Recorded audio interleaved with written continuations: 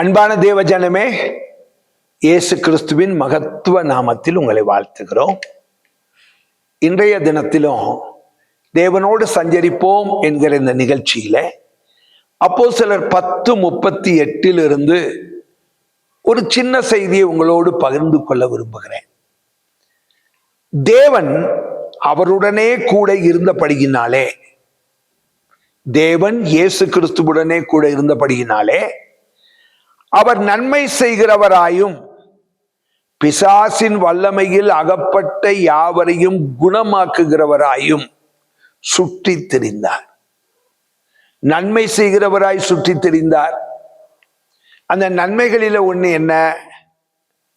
பிசாசின் வல்லமையினாலே அகப்பட்ட யாவரையும் குணமாக்குகிறவராயும்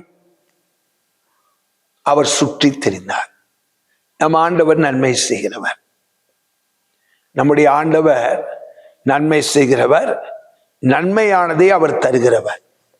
யாருக்கு அவர் நன்மை செய்கிறார் என்பதை சங்கீதம் 84:11 நாம் அறிந்து கொள்ள முடியும்.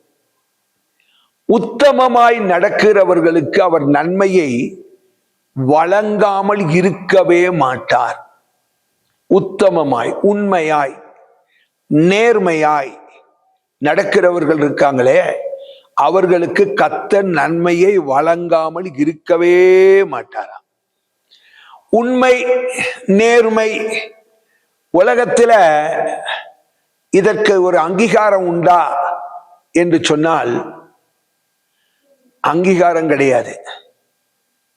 மேல இருக்கிற அதிகாரிகள் எல்லாம் சொல்லுவாங்க, என்கிட்ட எப்பயுமே நீ உண்மையை தான் பேசணும் அப்படின்வாங்க. உண்மையை சொன்னா அவர்கள் சொல்லுகிற அடுத்த வார்த்தை, உனக்கு என்ன தைரியம் இருந்தா என்கிட்ட நான் தான் செஞ்சேன்னு நீ சொல்லுவ. இப்படியும் பேசுவாங்க. ஆகையினால் உலகம் நேர்மை, உண்மை இதற்கு ஒருபோதும் அங்கீகாரம் கொடுக்காது.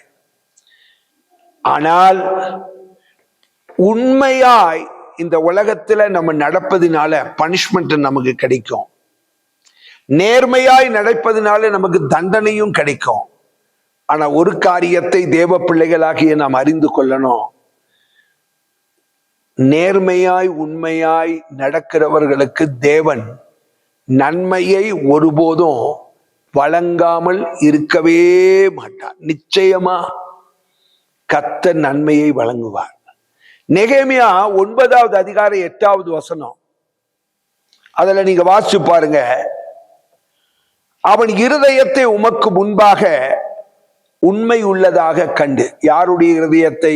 ஆபிரகாமின் இருதயத்தை உமக்கு முன்பாக உண்மை உள்ளதாக கண்டு கானானில் இருந்த சகல ஜாதிகளுக்கு முன்பாக ஆபிரகாமுக்கு கர்த்தர் நன்மை செய்தார். கானானில் இருந்த அத்தனை ஜாதிகளுமே உண்மைக்கும் நேர்மைக்கும் மாறானவர்கள். உலகம் அவர்களை ஏற்றுக்கொள்ளும், அங்கீகரிக்கும். ஆனா ஆபிரகாம உலகம் ஏற்றுக்கொண்டுச்சா? இல்லை.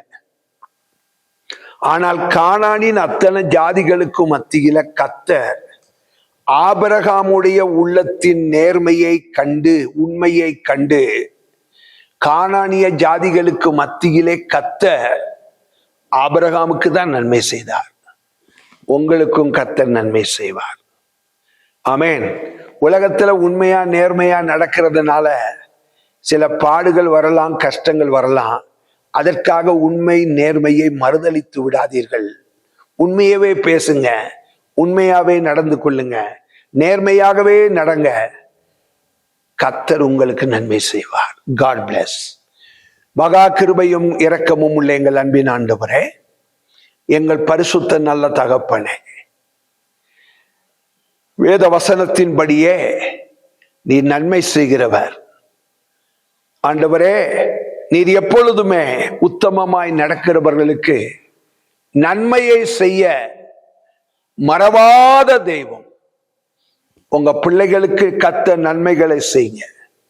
ஏதோ சின்ன சின்ன பிரச்சனைகள், பாடுகள், தண்டனைகள் இவைகளுக்கு பயந்து உங்க பிள்ளைகள் எந்த விதத்திலும் நேர்மை உண்மையை மறுதலிக்காதபடிக்கு கர்த்தர் உங்க பிள்ளைகளை காத்துக்கொண்டு ஆசீர்வதிங்க. இயேசுவின் நாமத்தில் பிதாவே, ஆமென். God bless. கர்த்தர் உங்களை ஆசீர்வதிப்பாராக. ஆமென்.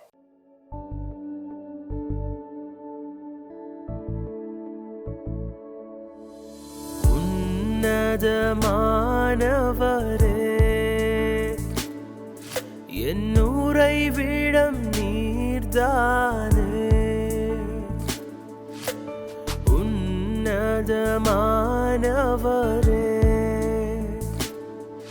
என் உறைவிடம் நீர்தானே. உயர்த்துகிறேன், வாழ்த்துகிறேன், வணங்குகிறேன், உம்மை போற்றுகிறேன், உயர்த்துகிறேன்,